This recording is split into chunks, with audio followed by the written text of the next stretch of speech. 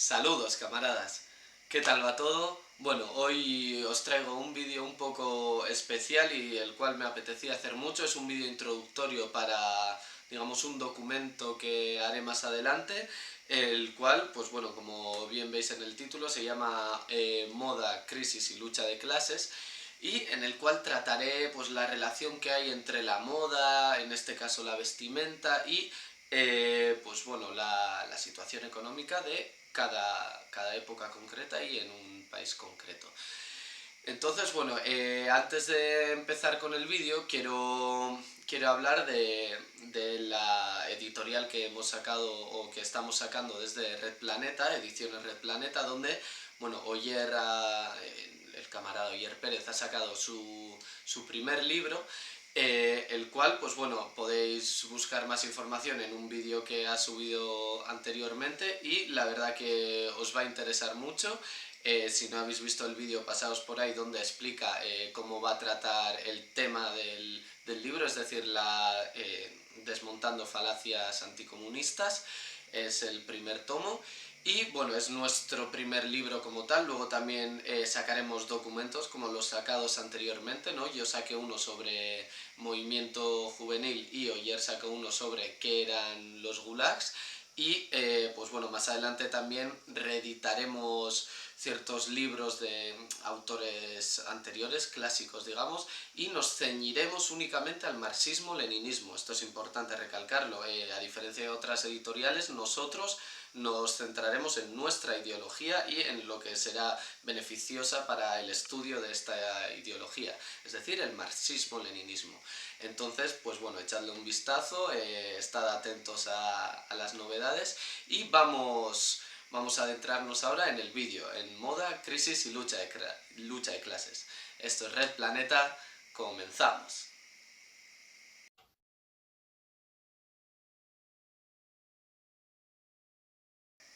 Bien, antes de empezar con el vídeo querría hacer una pequeña diferenciación entre la moda y la vestimenta.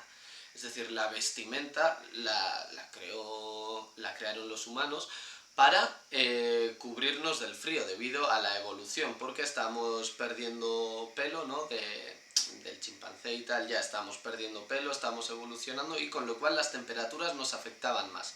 Entonces creamos la vestimenta simplemente, es decir, para cubrir una necesidad básica. Y luego está la moda.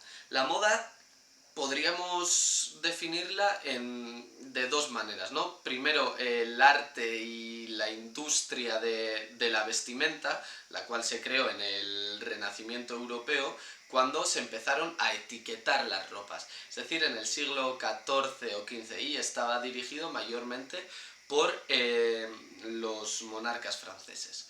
Y por otro lado sería podríamos decir que es un uso, un modo o una costumbre que está en boga en cierta época o en cierto periodo, es decir, ya no solo con la vestimenta, también ciertas ideologías, decir ciertas frases, palabras, un, pues bueno, cierto estilo arquitectónico, etcétera, etcétera, ¿no? Es decir, algo ya más amplio. Pero en este vídeo nos centraremos en la primera definición, es decir, en la vestimenta, ¿vale? Luego en el documento puede que, digamos, hable más sobre otro tipo de modas y tal, pero bueno, hoy quiero hablar más sobre la vestimenta. ¿Por qué? Bien, la idea principal que me llevó a hacer este vídeo fue un tuit que leí hace un tiempo que hablaba sobre las mechas californianas, ¿no? Y cómo se pusieron en moda en el 2008. Y pues bueno, un poco desde ahí y después de haber leído a Michel Clouscar del libro de Neofascismo, Ideología del Deseo, que bueno, obviamente lo recomiendo, aunque es un libro muy difícil de leer y hay que estar preparado y con paciencia. Y bueno, pues un poco leyendo y tal, pues vi que podría ser interesante adentrarnos un poco más en el tema para después poder sacar un documento y hacer ahora algo introductorio. Entonces, se puede decir que en un principio la moda se creó para imitar a las clases más pudientes, ¿no? Más altas. De hecho, incluso hubieron legislaciones anteriormente, antes de que la moda, digamos, históricamente como tal existiese, hubo legislaciones en el cual cierta vestimenta solo la podía llevar una clase privilegiada, como por ejemplo en la antigua Grecia el color rojo solo lo podían tener las clases más pudientes. ¿Por qué? Porque la manera en la que se conseguía el color rojo era muy cara y con lo cual denotaba cierto estatus social. Además de esto de la antigua Grecia, también podemos poner como ejemplo cuando las clases más bajas no podían utilizar terciopelo. ¿Por qué? Porque era un material caro y entonces era solamente para las clases más altas. Pero bueno, no siempre ha sido algo, la moda, algo para imitar a las clases altas. También ha sido al revés, incluso cuestión de, ¿cómo llamarlo?, de grupos o en nuestro caso de tribus urbanas y tal, y incluso ya para imitar a las clases más bajas. Esto, por ejemplo, podemos hablar de los sans-culottes de la Revolución Francesa, es decir, eran un grupo radical dentro de la Revolución Francesa, los cuales se aliaron con los jacobinos y se denominaban sans-culottes porque tenían pues, bueno, los pantalones cortos y esto les daba, digamos, este denominador común. Luego también estarían los raperos. Es decir, bueno, primero los sans-culottes no intentaban imitar a los más pudientes porque los pudientes llevaban otro tipo de ropa, ¿no? Entonces estos pues, hicieron una moda. Luego estarían los raperos, por ejemplo, un ejemplo muy claro, los cuales al comienzo, como los primeros raperos eran gente de los estratos más bajos de la sociedad, pues bueno, llevaban ropas muy anchas. ¿Por qué? Porque no tenían tanta capacidad de comprar ropa y con lo cual heredaban la ropa de su hermano, de su padre, de su hermana, madre, tía, lo que sea. Y entonces, pues como muchas veces les quedaba grande, pues iban muy anchos.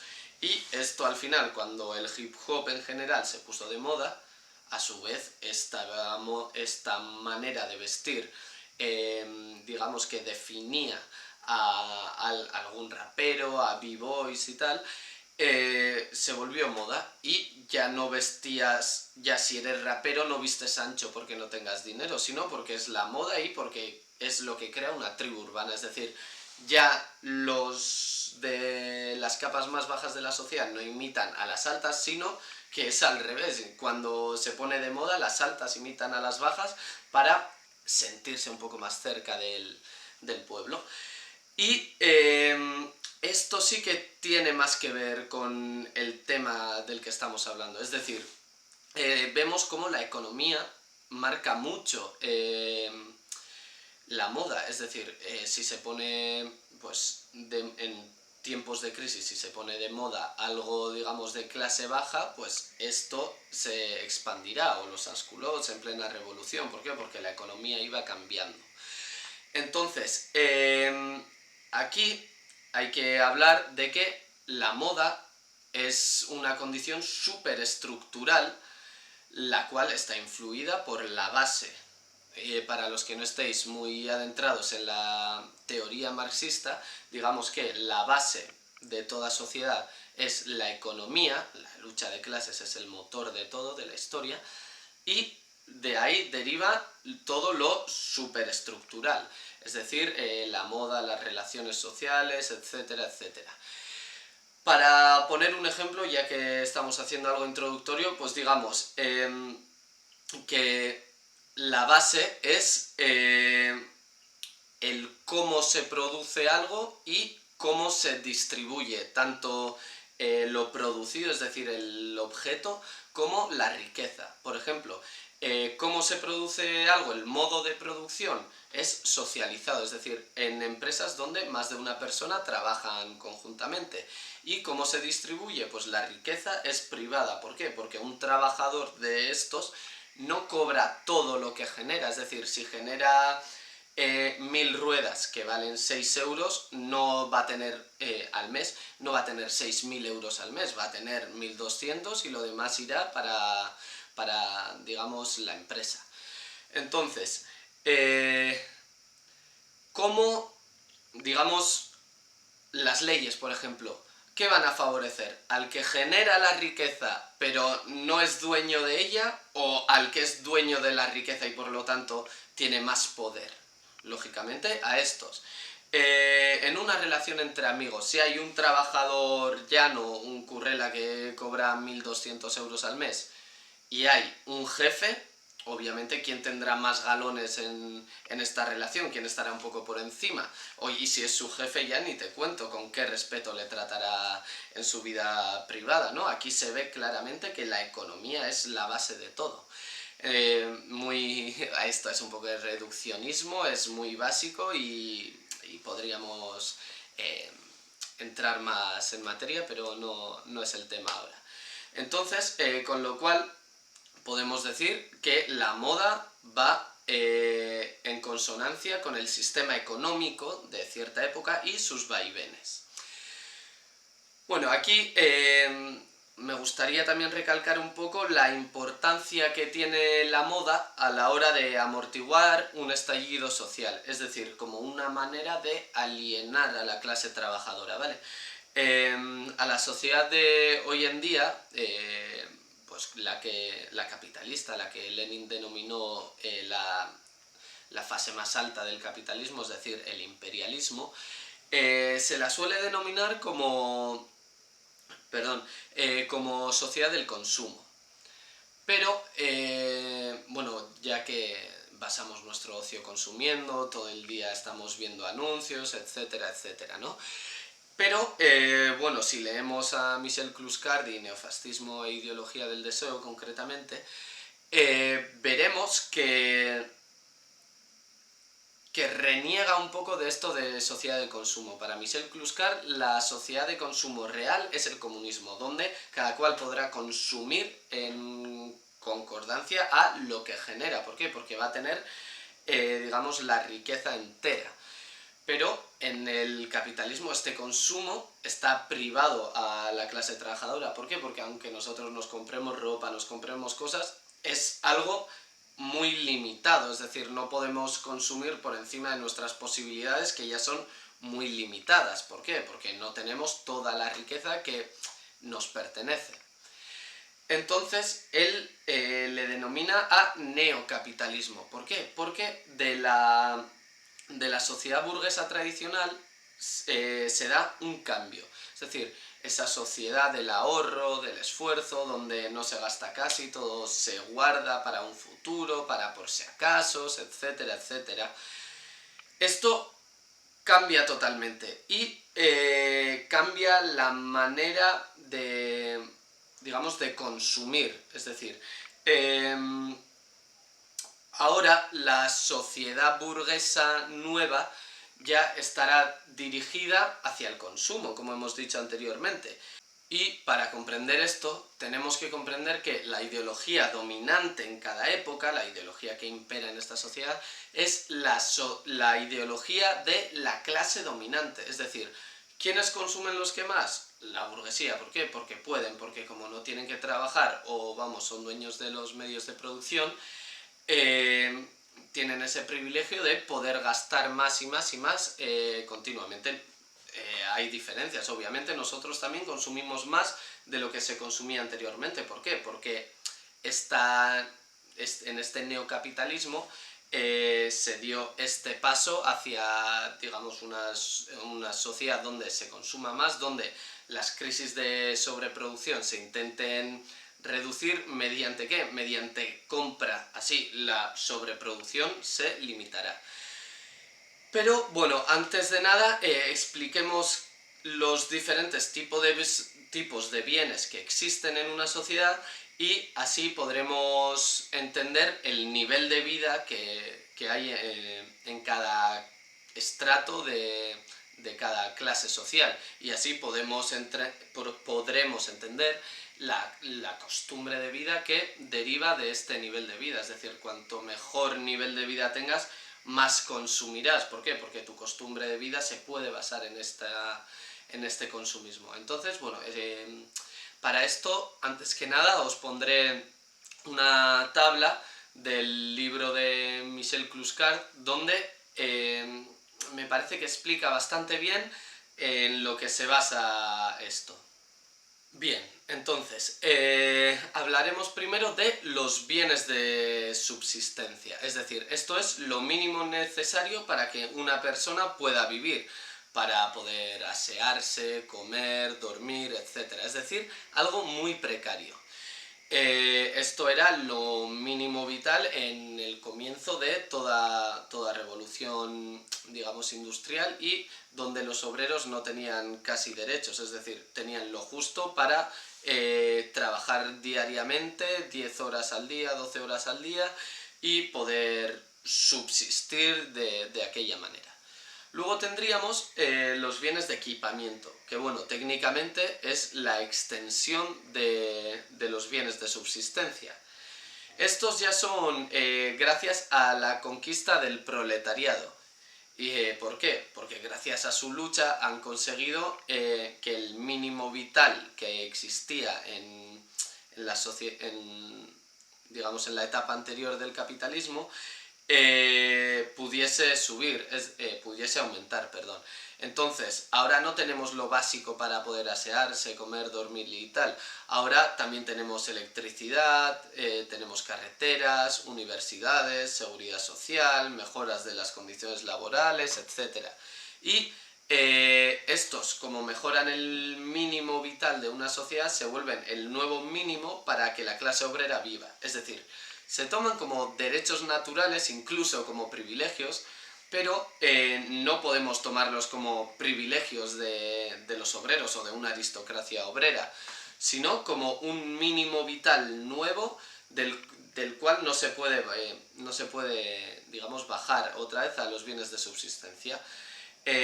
Aquí también entraría, por ejemplo, por poner un ejemplo así práctico, el coche, el cual, bueno, aunque muchos lo tomen como un bien de lujo, un bien de consumo, es algo que es necesario para poder ir al trabajo y, además de esto, para desconectar de la vida laboral, que a su vez esto también es totalmente necesario para, digamos, tener estos derechos bien cubiertos. Entonces, vemos cómo los bienes de subsistencia hoy en día estarían ligados más digamos, con los trabajadores que vienen del extranjero, sin papeles, y están en una situación mucho más precaria, donde, pues bueno, tienen lo mínimo para comer, asearse, dormir, pero no tienen nada más. Y, por otro lado, los bienes de equipamiento serían los típicos de la clase obrera de un país del primer mundo, digamos. Y estos dos serían los bienes de los cuales se apropian la clase obrera, mayormente, como hemos visto, la segunda. Y luego tendríamos estos bienes, los cuales suelen ser propiedad de la clase burguesa. Primero estarían los bienes de consumo y standing. Es decir, estos sí que son la verdadera sociedad de consumo. Y con lo cual suelen reinvertir su riqueza en objetos manufacturados gracias al crédito bancario mayormente. Y los bienes de consumo solo se compran cuando los demás bienes de subsistencia y equipamiento están satisfechos. Es decir, estos sirven únicamente para representar, digamos, el nivel de vida que tiene esta gente. Por ejemplo, ¿que se compran un coche? Sí. Pero ¿qué pasa? Que estos, como Michel Clouscar dice, es para un uso ya más libidinal. Es decir, no es únicamente para ir al trabajo, volver y desconectar del trabajo porque se van de vacaciones a no sé dónde, o a la playa de no sé cuál, o al monte. No, esto es ya para representar el nivel de vida que tienen. Por ejemplo, no es lo mismo que te compres un cochecito de 2.000, 3.000 euros de segunda mano, de 15.000 euros, o que de repente te compres un coche también, es decir, el acto es el mismo, pero que el coche valga 150.000, o que el coche valga 80.000.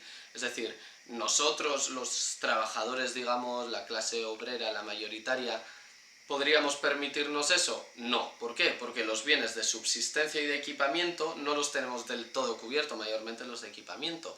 Es decir, normalmente pues tendremos X o Y problemas, o aunque los tengamos cubiertos no nos da para mucho más.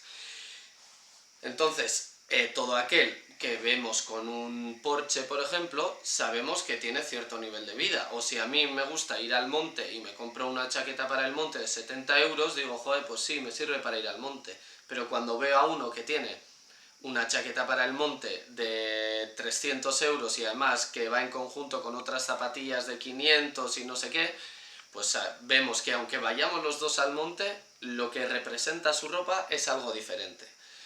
Y bueno, por último estarían los bienes de confort y bienes de lujo, que tampoco entraré ahora a explicar, que yo creo que es un poco obvio, ¿no? Pues por ejemplo los diamantes y tal. Pero bueno, aquí ya hemos entrado en lo que es el tema del vídeo, es decir, cómo cierta ropa demuestra que eres de una clase más pudiente o menos, ¿no?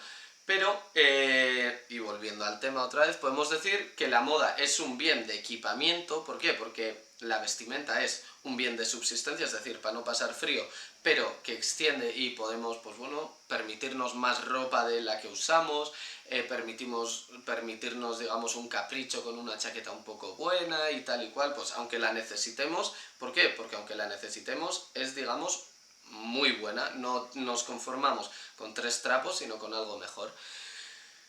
Pero a su vez marca cierto nivel de vida, como he explicado anteriormente. Y bueno, el tweet que he comentado al principio del vídeo, donde hablaba de las mechas californianas, cuando se ponían de moda, cuando no y tal, yo quiero extenderlo a la ropa. Es decir, el tuit habla de cómo, pues bueno, estaba de moda el teñirse rubio, ¿no? Por ejemplo, y cómo en el 2008 con la crisis y tal, pues después del 2008 se ponían de moda ya el enseñar un poco las raíces, las mechas californianas, es decir, medio pelo, digamos. ¿Por qué? Porque un teñido completo significa ir 3 veces, o sea, una vez cada 3 semanas a la peluquería para que nos salgan raíces, para cuidarnos el pelo y tal. Y como ahora los bienes de equipamiento empiezan a flaquear, pues tenemos que quitarnos ciertos caprichillos que nos solíamos pegar, y entre ellos estarán, pues por ejemplo, este. Y yo lo paso ahora a la vestimenta en este caso.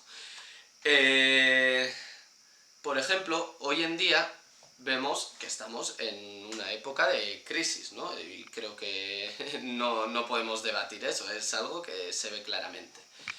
Y cómo se está poniendo de moda otra vez este estilo grunge, este estilo de los 90, comienzos de 2000, ropa vieja, ancha un poco también y tal y cual, ¿no?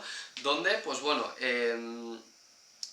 la gente vuelve a llevar ropa de aquella época. Es decir, nosotros si tenemos un trastero con ropa vieja y tal, podemos ir ahí, encontrarnos, pues yo que sé, por ejemplo, una camiseta de mi abuelo y decir, joder, esta es bonita, se estaba poniendo de moda este estilo, tal, me lo pongo. Es decir, ya no nos hace falta comprar. ¿Por qué? Porque la moda es esa y, gracias a Dios, que la moda es algo barato y que podemos permitirnos, pues bueno, pues lo llevamos. ¿Qué pasa? Que aquí vemos que las clases más pudientes, como antes hemos dicho, para imitar y para dar una figura de que están cerca o de cercanía con la clase obrera, también visten así. Es decir, empiezan a vestir también de este estilo noventero, 2000 y tal. ¿Qué pasa? Que, por ejemplo, vemos ropa rota, los parches, que bueno, antes siempre, ¿no? Se te rompe algo, pum, pones un parche. ¿Qué pasa? Que ahora, aunque se haga eso porque no se puede comprar, también está de moda, o los pantalones rotos están de moda, o los sucios están de moda. Pero ¿qué pasa? Que igual un pintor que no tiene más pantalones y está con los pantalones suyos con cuidado y tiene un par de manchas, y luego baja a la calle con esos mismos pantalones pero con manchas, no se puede permitir otra cosa. ¿Pero qué ve? Que está de moda esos pantalones pues manchados como de pintura, solo que Pues bueno, unos los fabrica Balenciaga por más de 700 euros, o un jersey roto que lo fabrica Gucci, o zapatillas sucias y rotas que valen más de 1.300 euros. Y por otro lado está este, que de verdad es algo de, digamos, de uso laboral y que no tiene más. Entonces vemos cómo el no poder comprarnos ropa afecta también en que los famosos y, digamos, los modistas en general y la gente que anda en la moda también se basen en lo que lleve el pueblo. Es decir, otra vez los de arriba imitan a los de abajo. No por querer parecerse a ellos en su nivel de vida, no, porque el nivel de vida queda claro cuando sus zapatillas están sucias, sí, pero son Balenciaga. Las tuyas están sucias, sí, pero no tienen ni marca. O valían 30 euros por internet, como seguramente los tenemos todos. O es la camiseta de tu abuelo muerto hace 20 años y que es un polo Lacoste que te gusta. Es decir, como no, aunque haya pasado de moda anteriormente, ahora como se vuelve a poner de moda, pues bueno, nos podemos permitir esto de reciclar y no quedar tan mal. Entonces, aquí se ve claro cuando, digamos, las capas pequeño burguesas, es decir, la burguesía que es dueña de los medios de producción, pero no, digamos, tiene que trabajar porque tampoco tiene tanto, caen al lado proletario, se proletarizan, porque un pequeño burgués normalmente en época de crisis, se proletariza, un burgués. Aquí ya como estos bienes de los cuales hemos hablado anteriormente, de subsistencia y de equipamiento, escasean, bueno, se tienen que adaptar a la nueva situación. Pero, joder, qué casualidad que gracias a Dios, lo que hemos dicho, ¿no? La moda va en consonancia con lo que tengo.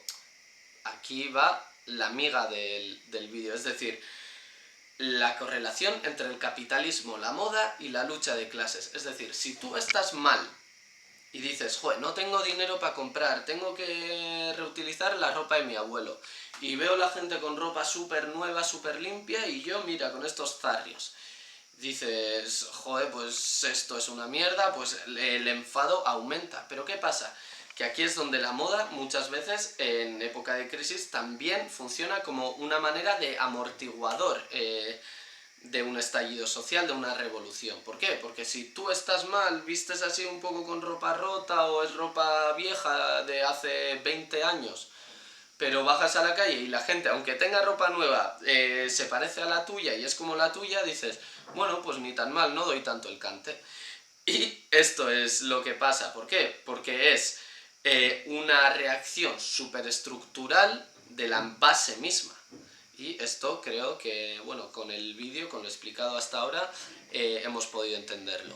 Entonces, bueno, esto ha sido, digamos, la introducción del tema tratado. Espero que haya servido para entender cómo funciona esta base y superestructura de la teoría marxista, que podáis ver también el mundo con diferentes ojos, ¿no? Porque al final la teoría marxista-leninista es una cosmovisión y lo que intenta es crear una manera de entender, de ver el mundo, que es la científica, la materialista y dialéctica.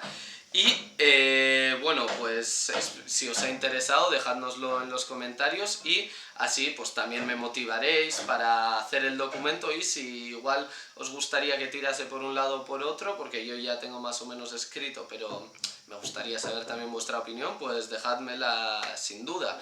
Y bueno, prefiero que este vídeo sea cortito, así que lo dejaré aquí. Si os ha gustado, acordaos que pulgar arriba, suscribíos al canal de YouTube, a nuestras redes sociales donde tenéis contenido diario. Acordaos que tenemos PayPal por si queréis hacer algún tipo de donación, y si a cambio de dinero queréis algo, pues acordaos que estamos haciendo la editorial, que hoy ha sacado su segundo libro, el primero con Ediciones Red Planeta, Desmontando falacias anticomunistas, el primer tomo. Y luego, aparte de eso, también tendréis más adelante ciertos documentos, pero por ahora tenéis un documento sobre el movimiento juvenil escrito por mí y otro documento sobre qué eran los gulags escrito por Oyer Pérez. Entonces, bueno, os dejaremos todos los links aquí abajo en la descripción y esto ha sido todo. Muchas gracias por escucharnos y por estar ahí. Saludos, camaradas.